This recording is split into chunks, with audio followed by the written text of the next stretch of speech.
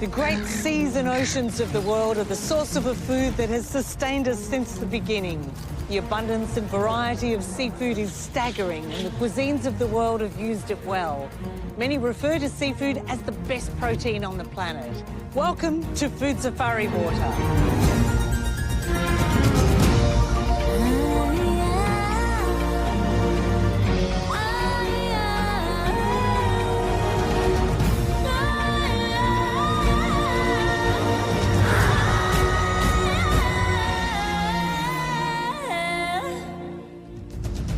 In this episode of Food Safari Water, wild barramundi from the top end in a magnificent coconut curry. One of the world's great seafood markets in action. Cooking fish with Australia's best seafood cook. Squid and its ink taken to the next level.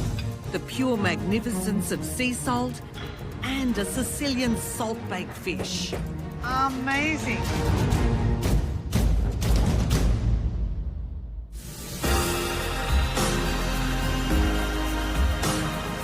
Australia's 60,000 kilometres of coastline is home to over 5,000 seafood species, ranging from tropical to sub-Antarctic.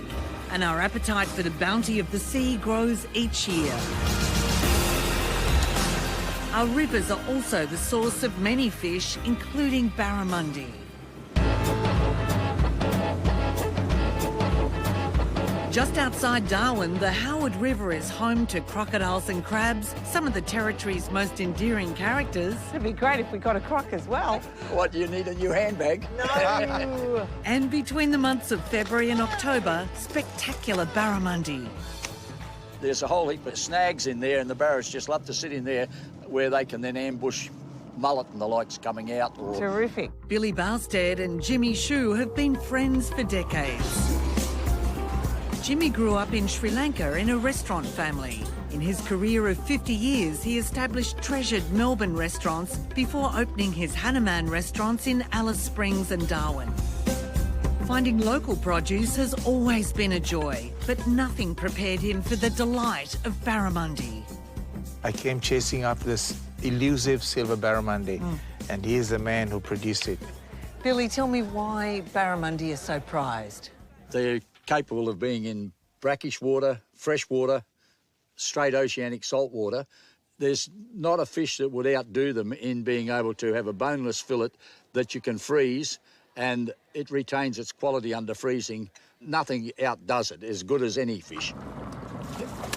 That's a barra. OK. Ah! Got it? Yay! Hey! Beautiful. Wow. Oh, beautiful fish. Oh. I told you this spot was a chance. So how many kilos do you reckon that is, Jimmy? It's a nice good 5 kilos. Yeah? And I think if we bless it, we'll feed the 5,000. 5,000? Good heavens, Billy, with your fingers. Be there, and then you don't make a mess. See, it's all scaled up like that. Eh? But don't tell everyone. Hey, Jimmy, can I ask you what is so special about a wild-caught fish? In a farmed one, you have more or less like a mushy river taste. But this one is the saltiness, so that's the natural flavour. So a wild-caught will always be a saltier tasting fish. Correct. And a better texture. Absolutely.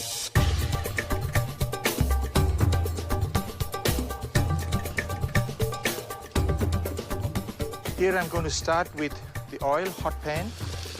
So red onions first. So you really want to get the sweetness out of the onions. Caramelizing, exactly right, yes. Ginger. 2 sprigs of curry leaves. There is my lemongrass. And the 2 chilies. Ah, the smell. And the tomatoes. These tomatoes have a slight acidic taste to it. It's a sort of a subtle curry where even children can eat it. Half a cup of water. Many curries start with a paste with a lot of these ingredients pounded down, but you quite like the whole lemongrass and the whole chilies. Well, it's some tradition. You just got to follow that. And it's worked. And end result, fabulous. So stick to it. Yeah. teaspoon of turmeric powder. So we're going to add now the coconut cream, salt, touch of sugar. A little stir. Now this to me is coming along beautifully, and I'm ready now to put the fish in.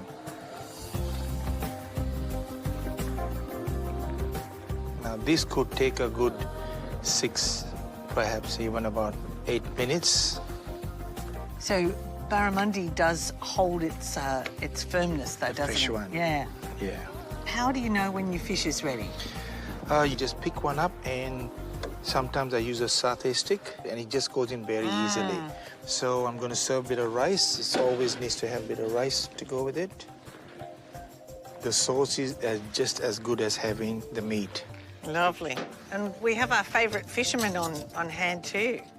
Where is he? Billy. The Order of the Fork. Wow. King Billy.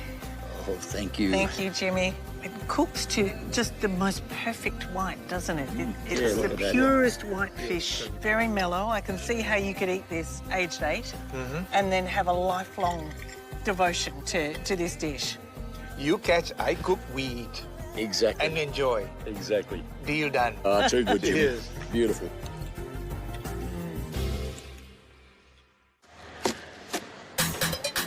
Australia is home to one of the world's great seafood markets.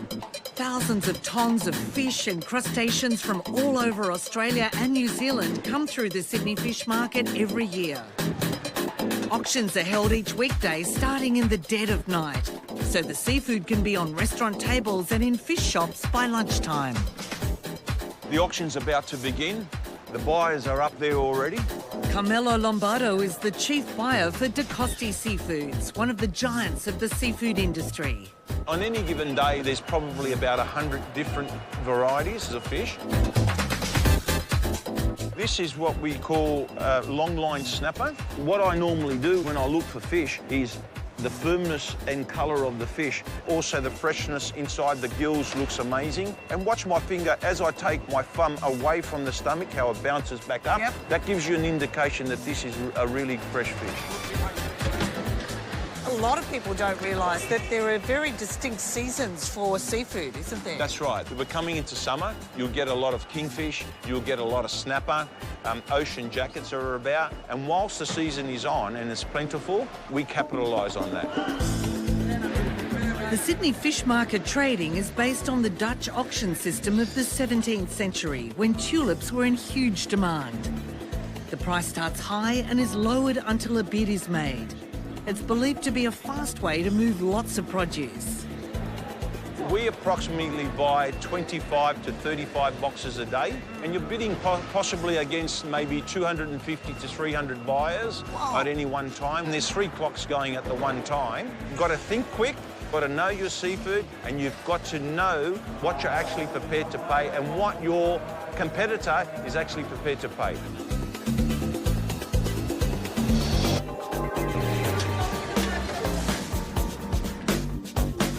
The seafood world has always intrigued chef Steve Hodges, spending time on his grandfather's professional fishing boat and then starting in commercial kitchens aged 14. When I was growing up as a kid, and my grandmother, unfortunately, God bless her, used to cook the Christ out of fish. So as a kid, my sister and I used to chew it up, spit it out, and put it in our pockets. And as an apprentice, when I started at 14, I used to always think that, you know, when it was cooked, you get halfway through the fish and it get a little bit dry in your mouth, and it just becomes the same. So I just started cooking a little bit less and less and less. And what's the least I can eat it? We can eat sashimi, so why can't we eat fish undercooked? Steve's been hailed as one of Australia's best seafood chefs and now consults to one of the largest seafood suppliers in the country. If I was to take all these white fish here together and threw it all under the salamander, threw a bit of oil on it, 5 minutes on the time or something, walked away, and I laid them all out on the bench, overcooked, you wouldn't be able to tell me which fish was which in flavour characteristics. But if they're cooked properly... If they're cooked gently, what we call setting the protein, or undercooked, and you utilise the skin, because that is your most flavour, you'll be able to really taste the distinct flavour of each fish. In buying fish, Steve, what do I need to know? I think the first thing we need to know is vibrant, look vibrant. Whether it be in whole fish or fillet form, it needs to be vibrant. Scales is a great thing. Is the scale stuck on, you know, like if you give it a little rub, like the scale falls off a fish, she's Right. old. Right. That's so a you've really got to good- treat your fish like an avocado. You have a little bit of a feel first. These days, you can go to your fishmonger and you just tell them you want it dry filleted. And what's When that we mean? get dry fillet is no water. We don't want to fill it in water. Why? Because generally the water running through the tap's 18 degrees. Fish is critical at 13. If you had your fish filleted under a tap, you need to go home and eat it that night. Do not put it in your fridge. If fish is stored correctly, no air, no water, fish can last up to 10 days. So at Miradori, we're going to get our ghee ready. And what is it about ghee? I don't like cooking fish in oil. I find it greasy. Ghee has a really high burning point. To me, it tastes better. It does a much better job on the crisping of the skin. Hey, 30 years. We're not going to argue with that. Oh, yeah. You want to just see when you see the haze. It's just Shimmering. sort of... You'll see a sort of a... I call it a haze. Is that hazy enough for you? That's hazy enough for me. So Rice we've got some flour. rice flour. What do you love about rice flour? It reacts with the fat in the skin to make a really good crunch. And this is Shake how him you off. do most fillets. All fish with skin, this is how we cook it. Oh, great. Let's go in. And then we go, so just get a bit of movement on it. Fish weight on. If you don't have a fish weight, we can use another pan, probably two pans, about 800 to a kilo in weight. Dinner plates, 2 or 3 dinner plates. Two or three dinner plates on top of your Yeah. fish. But as it starts cooking, just lift your weight off, give it a move. Fish has got to move. You've got to be able to get the ghee underneath, the fat under the fish as well. Back on there. And if you have a look, you can see just around the outside, when it's cracked or you see like a grain, you've split the protein. We're setting the protein. Okay. So what the weight's doing is it's actually getting a vacuum under there, it's just setting it. Okay, we just leave it under there. worry about the smell of fish cooking, Can you but smell I anything? There's cannot no smell anything. There is if no you such cook it thing as properly. smelly fish. Really? Smelly fish is off fish. End of story. So we're taking off, and you see we haven't split anything. So if you actually feel that, it's still cold, okay? So weight back on. Oh, yeah, it is. The temperature of that was only barely warm. It was Right, so lukewarm. you want it you want blood temp. You want blood temp. Before it turns. Before you turn it over, you want Okay. blood temp. Okay.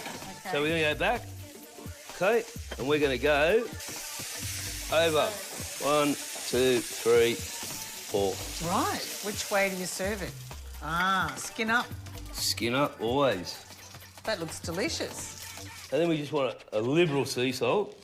So you haven't salted at all at this stage? No, never pre-salt fish. Always draws the moisture out. You don't want to do that. Yep. Otherwise, stew. First, the olive oil. Love the olive oil, too. Be liberal with the olive oil, don't muck about. Then just some lemon. Now, we Yep. want to cut this open so we can have a look. Oh, that's so perfectly cooked. And you see there's none of the fish around the outside is broken or split. So you can see that's just all set protein. Velvet. Velvet. Velvet. It is It's very like velvety. velvet. So sweet. That is beautiful. It is beautiful. Now, why would you have anything else when you can just have it like that? Very nice. Miradori Senchoi Bao.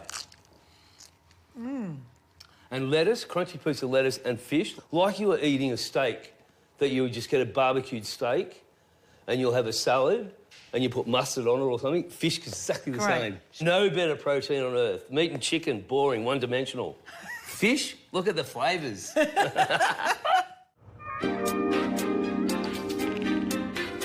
Squid are one of the wonders of the water, fast-growing and sustainable. What a thing of amazing beauty. The ink sacs of squid and calamari have been used for centuries. Squid are found in all the oceans and seas of the world except the Black Sea. And their ink is used to colour and flavour a range of dishes, including pasta. Chef Alberto Fava heads up Melbourne's adored Tipo 00, which has 5 packed seatings every day, celebrating silky handmade pasta, including his signature dish, squid ink tagliolini with calamari. What does black ink give to your food? A little bit salty, give a bit of seasoning, you know, to whatever you use. If you do a braise, it gets a little bit, gives a little bit of consistency to the sauce, and plus also the very cool color as well, I think. Very cool yeah. colour. You prefer not to buy cleaned calamari? They're more convenient, obviously, but You don't know how fresh they are. When they clean, you can't really see how fresh they are. And instead, when they're all dirty like this is the real deal. You can see if they're fresh or not. It's a little bit messy at home, but when you learn, it's actually good fun, kind of. It looks like good fun in a strange science experiment sort of way.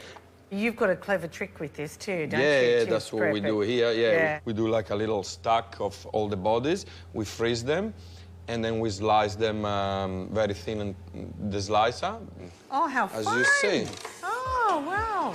Because it's gonna go with the tagliolini. So it looks like the same shape as the tagliolini, basically. You see? So it's fairly thin. You'd never and do that with a knife. No, never done with a knife, and plus they're all the same. That's Yes. why we use the slicer. So we got mostly semolina and a little bit of flour. Hold it dry first, and then I get a little bit of water. Now the magic And ingredient. now the magic, we put the squid ink. So it's quite jelly-like, Quite isn't it? jelly-like, yeah. Yeah. So we give it a good mix. That's nice and black, isn't it? Yeah, nice and black. And then let the machine do the magic. You just turn it on, and it mixes. Yeah, We the just black's mix. going into the white. Yeah, the black's going in, yeah. Very nice. Now it needs to go for like 5 minutes or 10. Beautiful. So with this fresh pasta, you've got to cook it pretty much straight away to get the best out of it? No, the next day is always better because it gets a little bit of consistency, it gets a little bit drier and it holds the cooking better. We can cook our pasta now. Great. Now. A bit of extra virgin olive oil, a little bit of garlic, a little bit of chili, a little bit of fish stock. Starts to make a sauce. Yeah. Pinch of salt, just to start, and then we can add our calamari. It doesn't take very long to cook. So now we can drop our pasta.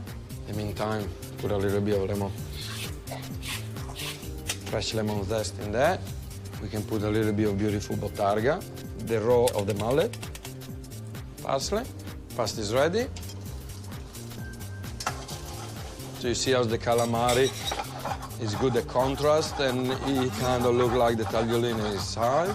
I like to serve it with a little bit of sauce because in the bowl, it will keep on absorbing the sauce. So it needs to be a little bit wet. Okay, let's go over there. That's a magnificent pasta twirl too, may I say. And we'll do extra bottarga always. And salmon raw. And just why not? A little bit of extra virgin olive oil. And this is micro watercress. Stunning. You want to taste? You bet. Oh,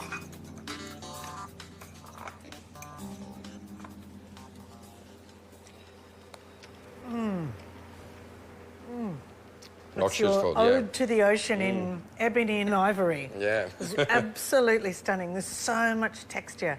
And I love that what you think is the pasta is the calamari and that beautiful fresh pasta with the sepia. Sepia buono. Oh, incredible. Thank you. Grazie. Thanks.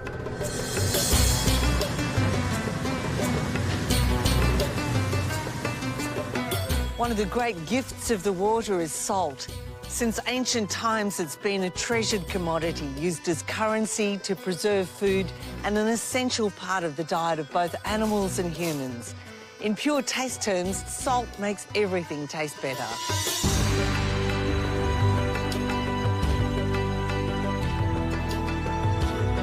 The history of salt and sea salt has been woven through the fabric of human history. The ability of humans to migrate and travel has all been based on their ability to preserve food, which salt does. Alex Olsen's family has been producing salt in South Australia since the 1940s. Olsen's is the oldest family-owned salt producer in Australia and draw their water from Spencer Gulf, using a series of vast level ponds and watercourses to channel the seawater.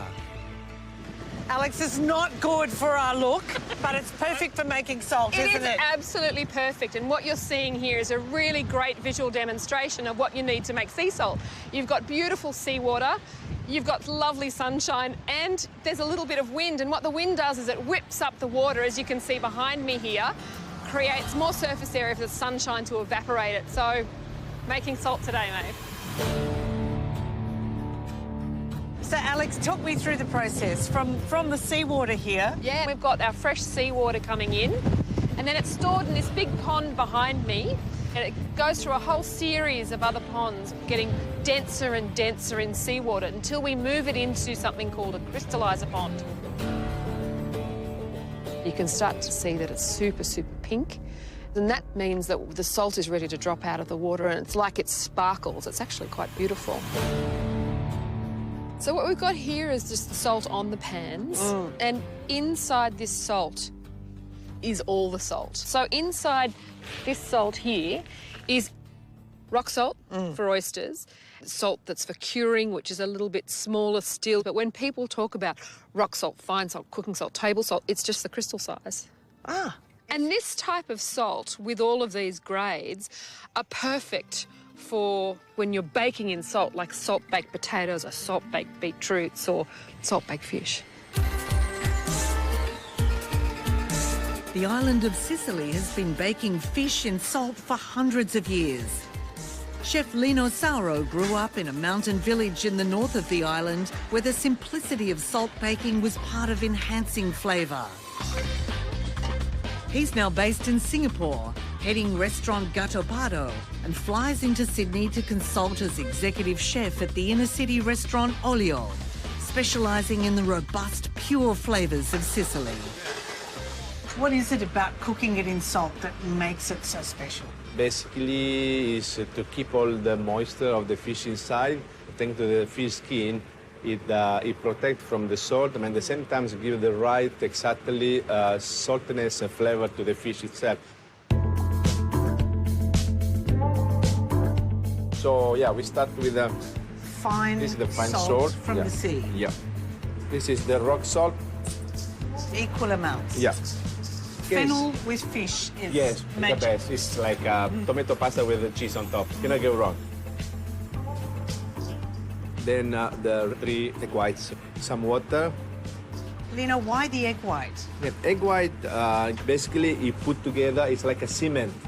So Cement, right. But not super wet. not super wet, not super dry. Yeah. Yeah, that's it. All right. We make like a base to make sure the temperature goes the same from every side of the fish. So the same thickness. Exactly, same thickness. Oh, that's a thank beautiful you. fish. Beautiful snapper from South Australia. We fill the belly with a couple of lemon slice, then a garlic, and a couple of sprigs of rosemary. That's it. Now is the best part is to build the crust on top. When you do it next to the belly, to close the belly with your hand. Ah, yes, of course. Otherwise, the salt will go all inside. It's almost like the Egyptian mummy. Exactly. Yeah. Of course, it's not finished yet. If you put right now in the oven, it's gonna be so hard, and then you don't have any idea how to break it. Yeah. So you just Do some practice. entry points. Yes, you just open up like a book So 200 degrees. for 35 minutes, 40 minutes. Wow, magnificent. Amazing. So baking it in salt crust intensifies the flavour. Absolutely. It looks and smells amazing. We're gonna make a simple salmorillo, sour vinaigrette with the oregano taste. Dry oregano, some salt, not too much, fresh pepper, lemon, squeezed lemon. Oh, so that's the sour. Yes. So this is a great dressing for any fish, really, isn't Pretty it? much. Then a bit of garlic. Then, of course, extra virgin olive oil. That's it. And very Sicilian. Super Sicilian. Then nice to serve the fish with some roast potato. Ah, wow. Wow. You think it'd be really salty? It's just right. It's so juicy. Absolutely. And the dressing is so beautiful, but the fish is so much the star. Simple, perfect. Grazie. Thank you. Grazie. On our next safari, treasures of the sea, abalone, sea vegetables and luxurious caviar.